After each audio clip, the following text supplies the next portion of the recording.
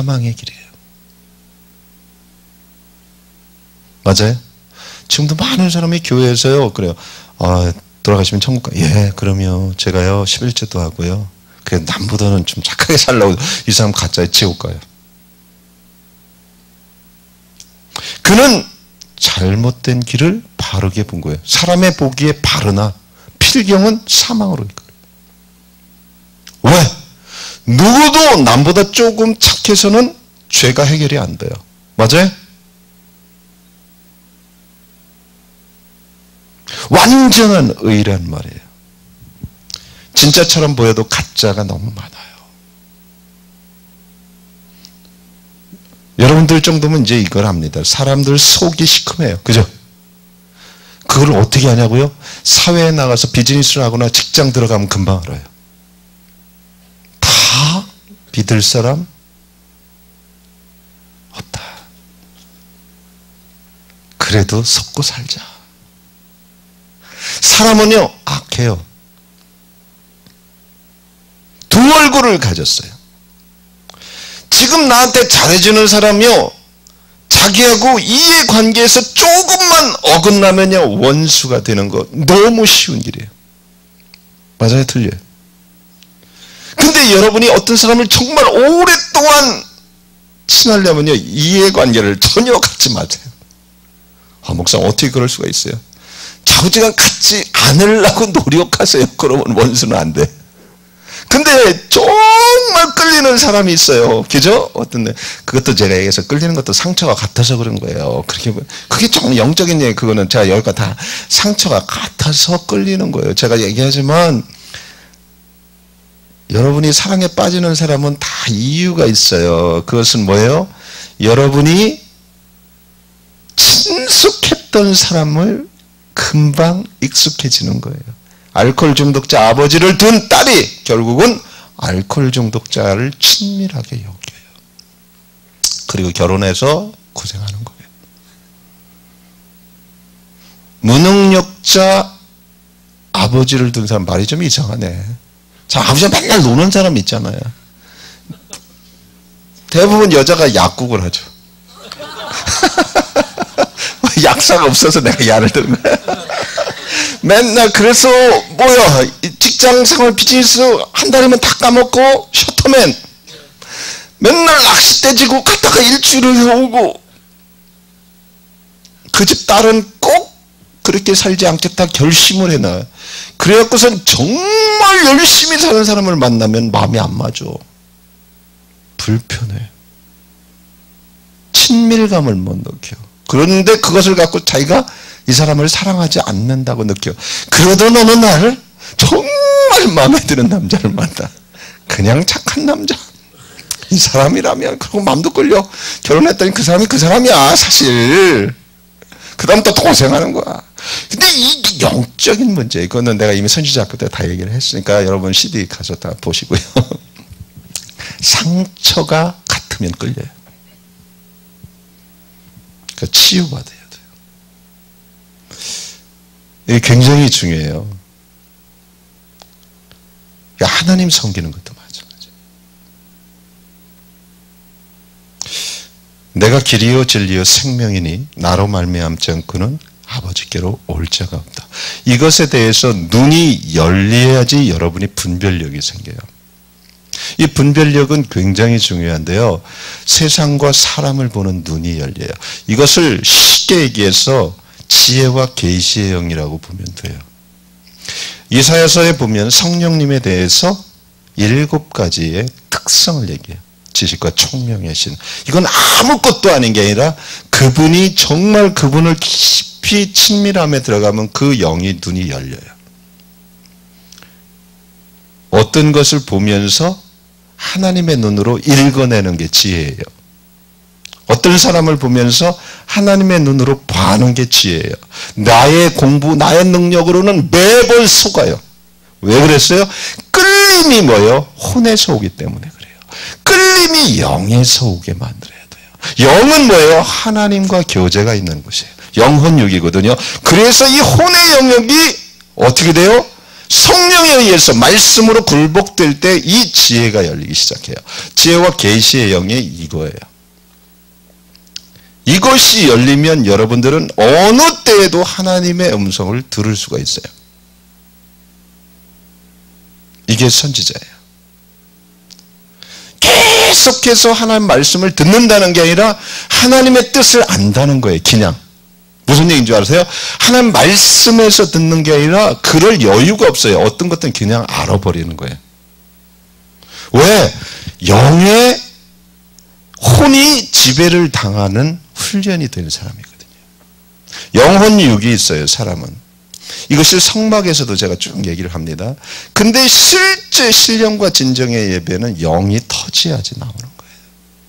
나머지는 다 혼의 예배예요. 제 말이 뭔지 아세요? 근데 예수님께서 뭐라고 해요? 아버지께 예배하는 때가 온다. 그것은 뭐예요? 메시아를 알아볼 때 시작이 돼요. 그래서 영이 그때 터지는데 그 다음부터가 또 중요해요.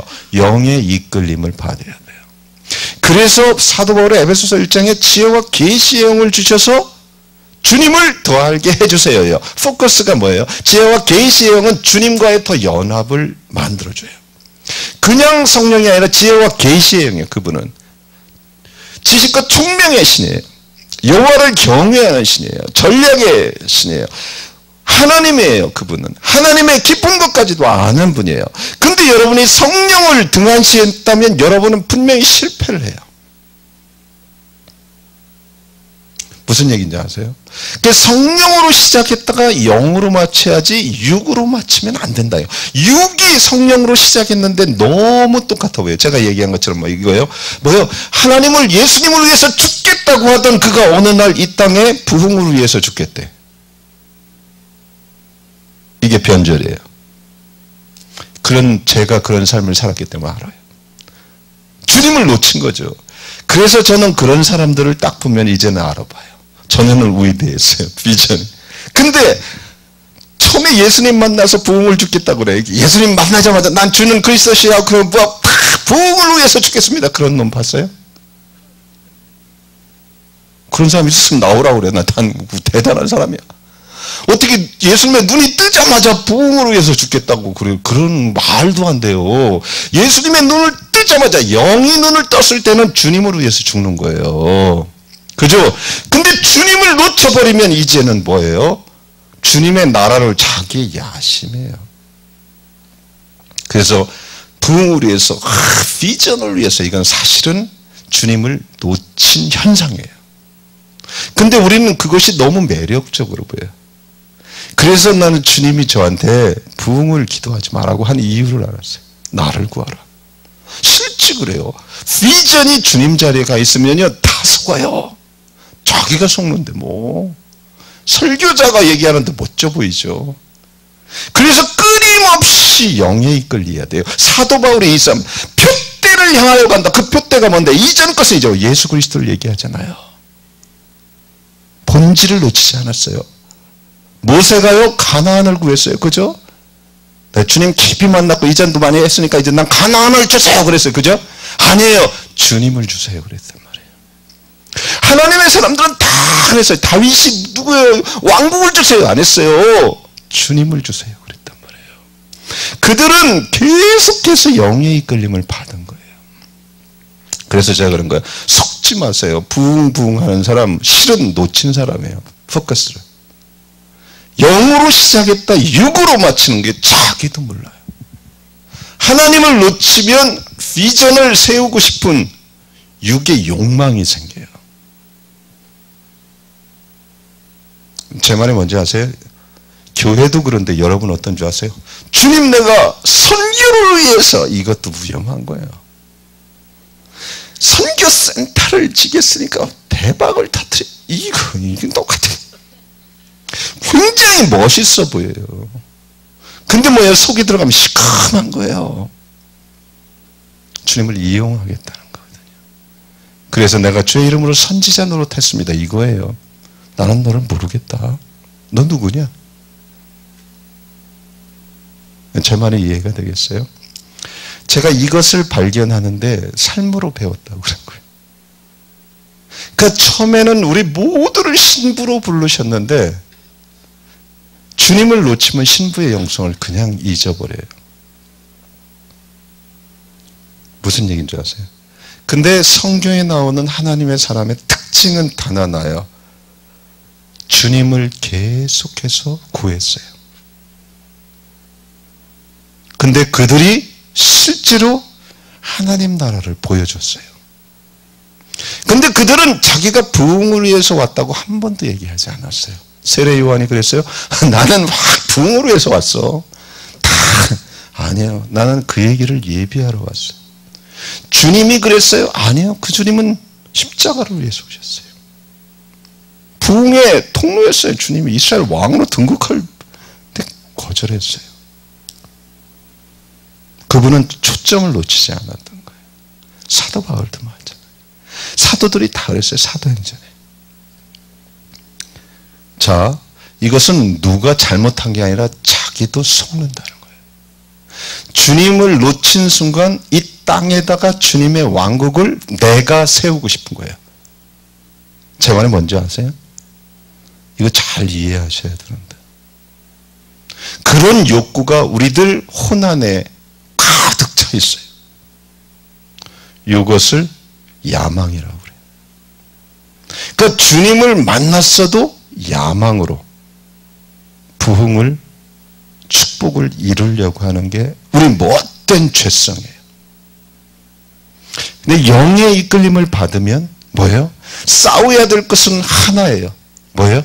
율법의 요구를 이루기 위한 싸움이에요. 사도 바울이 그리스도의 장성한 분량을 닮아가는 거예요. 그리스도를 더 알고 싶은 거예요. 이 땅에다가 부흥을 일으키는 것은 하나님의 열망이에요. 그죠? 하지만 하나님의 열망을 내가 한다는 것 자체가 웃기는 거예요. 우리는 하나님을 열망해야 돼요. 그렇다면 하나님이 이 시대에 나를 통해서 부흥을 일으킬 수 있어요. 그것은 내가 하나님을 열망할 때 하나님이 하라고 하는 하나님의 뜻을 순종하면 돼요. 그러면 그것을 통해서 뭐예요? 그게 요한복음 17장이에요. 예수님이 뭐라고요? 아버지께서 나를 통해서 영광을 받으셨다는 거예요.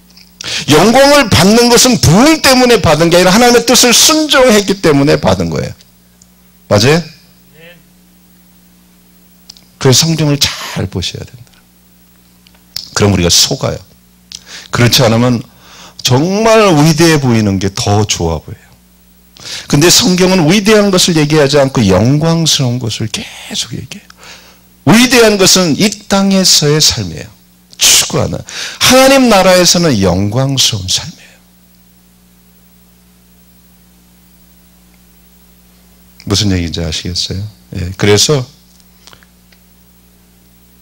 유일한 길, 예수 그리스도를 통해서 우리가 주님께 인도를 받아요. 이것은 진정한 회개를 통해서 됩니다. 이 회개는 뭐냐? 많은 사람들이 회개를 몰라요. 그것이 뭐냐? 성경에서 얘기하는 회개는 뭐예요? confess가 시작입니다. 우리의 죄를 자백하면 주는 미쁘시사 우리를 모든 죄, 모든 불의에서 깨끗게 하세요. 그것은 회개를 시작한 거예요. 그래서 내가 한 죄에 대해서 주께서 confess를 하는 거예요. 두리뭉실하게 하지 마요. 제가 과일을 하나 훔쳤습니다. 이렇게 해야 되는데 자부장 어저께 죄 많이 졌습니다. 주님 그냥 용서해 주세요. 이거 회개 아닙니다. 아직도 훔친 돈 갖고 쓰고 있으면서 안 그래요? 그 뭐 회개예요? 그러니까 회개라는 것은 뭐예요? 하나하나 죄를 갖고 주님께 고백을 해요. 제가 사과 하나를 훔쳤습니다. 주님 잘못했습니다. 그건 시작이에요. 나는 너의 죄를 기억지 않겠다. 주님이 꼭 그렇게 말씀 안 하셔도 그 말을 믿으세요. 왜냐하면 그건 성경이에요. 자백한 거에 대해서는 주님은 뭐예요? 이제 지워주겠다 그랬어요. 그죠? 그 말을 믿으세요. 아 오늘 회개 되게 안 되네. 이러면 회개가 되고 안 되는 거 어디 있어? 자기가 회개 결제하는 거야. 그러니까 나는 회개가 요즘에 참 안 돼요. 그러면 회개를 자기가 받고 자기가 다 하는 거야. 어느 때 될 때만 되고 그러면 하나님 자리에도 앉았다가 죄인 자리에 왔다 갔다 오면서 몸이 좀 무거워졌어요? 안 돼?